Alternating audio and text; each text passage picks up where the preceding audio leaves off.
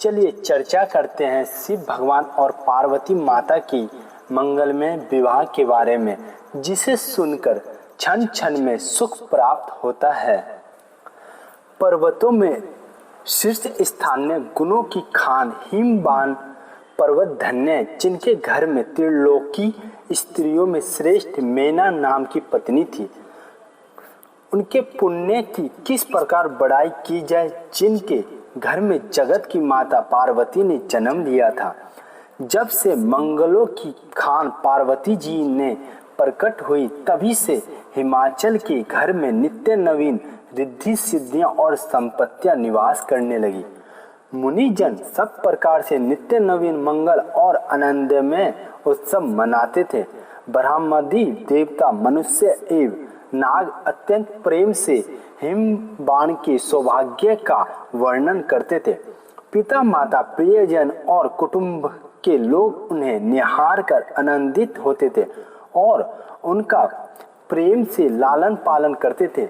ऐसा लगता था मानो शुक्ल पक्ष में चंद्रशेखर भगवान महादेव जी के ललाट में चंद्रमा की कला वृद्धि को प्राप्त हो रही हो। कुमारी पार्वती जी को सयानी हुई देखा माता पिता चिंतित हो रहे थे और नित्य प्रति ये अभिलाषा करते थे कि पार्वती के योग्य वर मिले। एक समय नारद जी हिमवान के घर गए और उस समय पर्वत श्रेष्ठ हिमवान और मेना ने प्रसन्नता पूर्वक उनकी पूजा की। माता मेना ने पार्वती को बुलाकर ऋषि के चरणों में डाल दिया। मुनि नारद जी ने मन ही मन पार्वती जी को प्रणाम किया और वचन से आशीर्वाद दिया। उस समय पिता हिमवान के कंधे से सटकर खड़ी हुई कुमारी पार्वती जी बड़ी शोभामयी जान पड़ती थी। उनके स्वरूप का कोई वर्णन नहीं कर सकता था। उसे जिसने देखा वही जान सकता है। अत्यंत प्रेम और सच्ची श्रद्धा से बार बार पैरों पड़कर मैना ने कोमल वचनों में कहा, हे मुनि, हमारी विनती सुनिए। माँ, आप तीनों लोकों में और तीनों कालों में बड़े ही विचार कुशल हैं। अतः हे नारद जी, आप पार्वती के अनुरूप कोई वर बतलाइए। नारद मुनि कहते हैं कि ब्रह्मांड के 14 भुवनों में जहां जहां मैं घूमता हूँ, हे गिरिश्रेष्ठ हिमवान, वहां वहां तुम्हारी बड़ाई सुनी जाती है।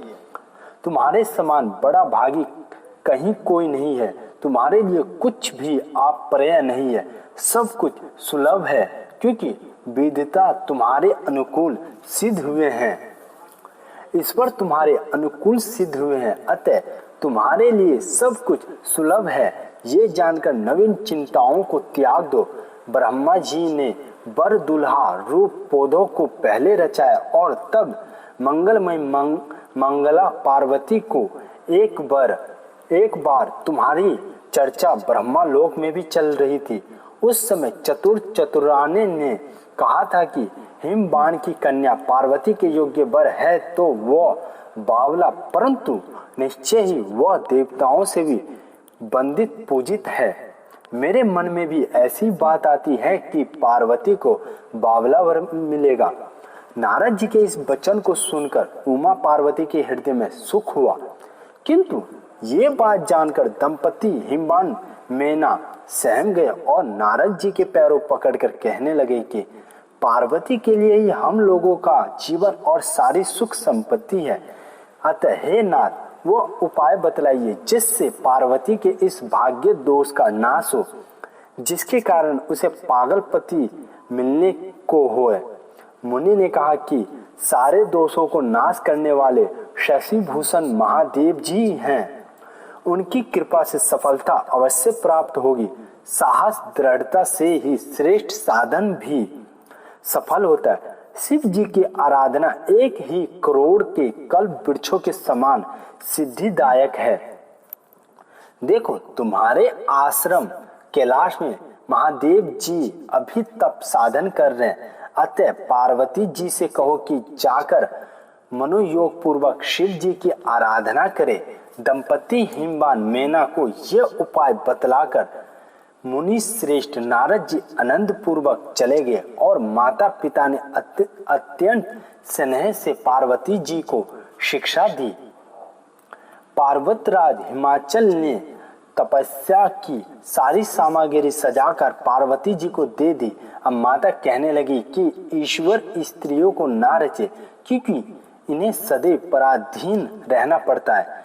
माता पिता ने पार्वती जी को उपदेश दिया कि तुम शिव जी की आराधना करो और अत्यंत आदर प्रेम और भक्ति के साथ मन को तर कर दो। भक्ति के द्वारा मन को सरस बना दो।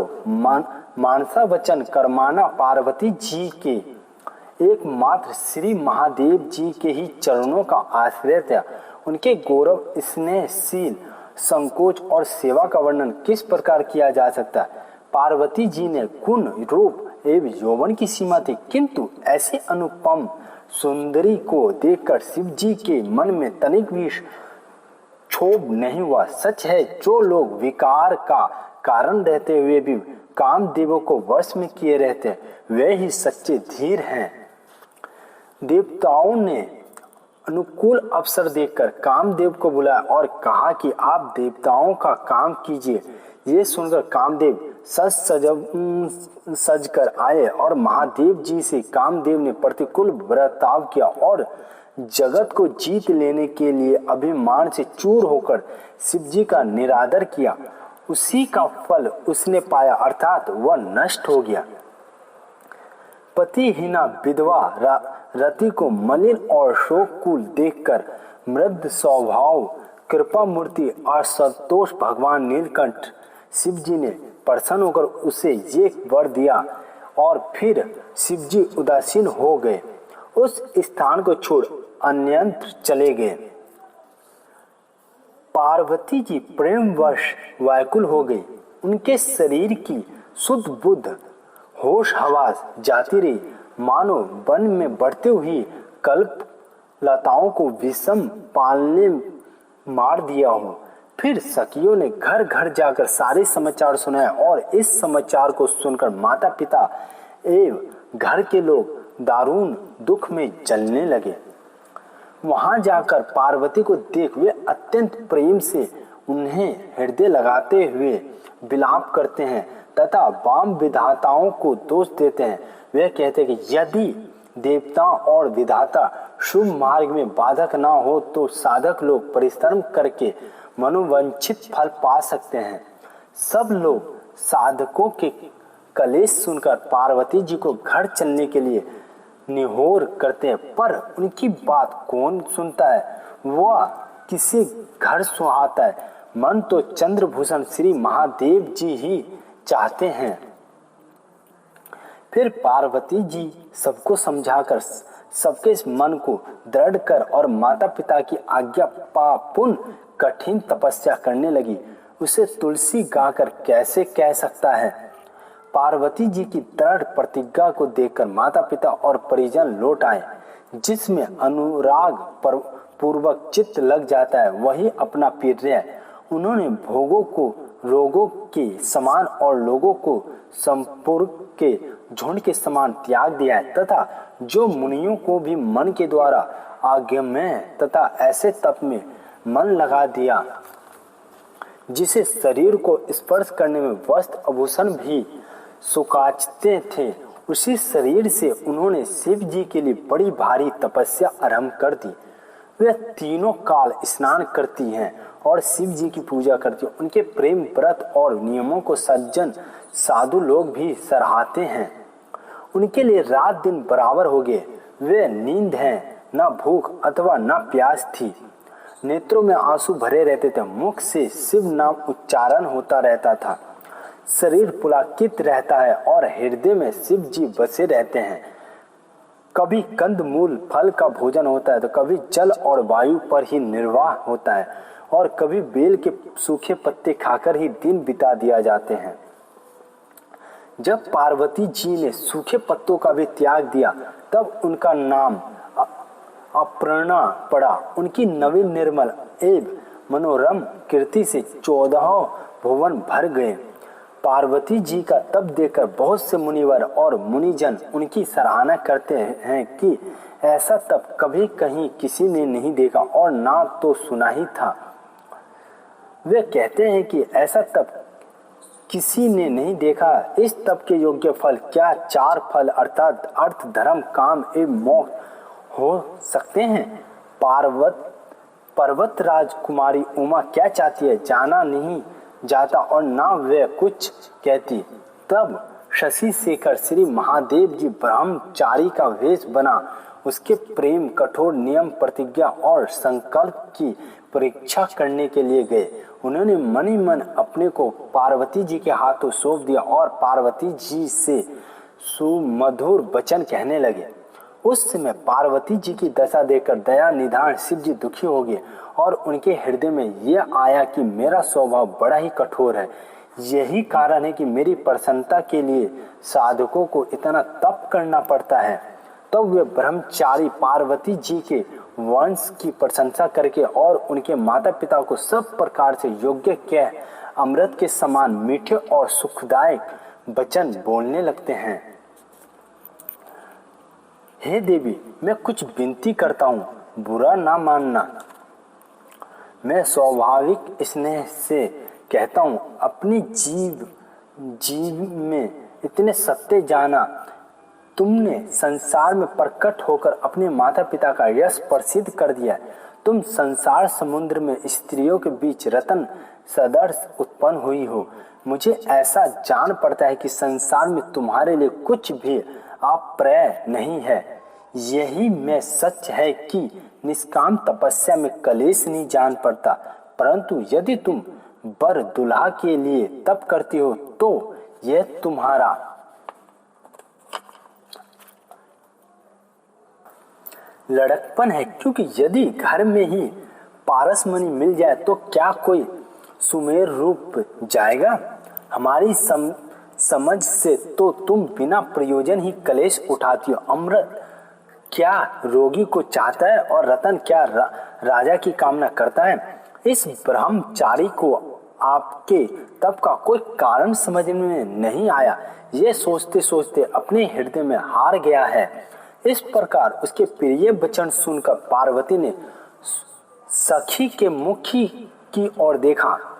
पार्वती जी ने सखी के मुख की ओर देखा। तब सखी ने उनको अनुमति जानकर उनके तप का कारण यह बतलाया कि वे शिव जी के लिए तपस्या करती हैं। ये सुनकर ब्रह्मचारी ने हंसकर कहा कि ये तो तुम्हारी महान मूर्खता है। जिसने तुम्हें ऐसा उपदेश दिया है कि जिसके कारण तुम्हारे इतना कलेश उठाकर बावले वर का वर्ण किया। मैं तुम्हारी भलाई के लिए सदवश कहता हूं कि वह तुम्हारा घोर शत्रु है।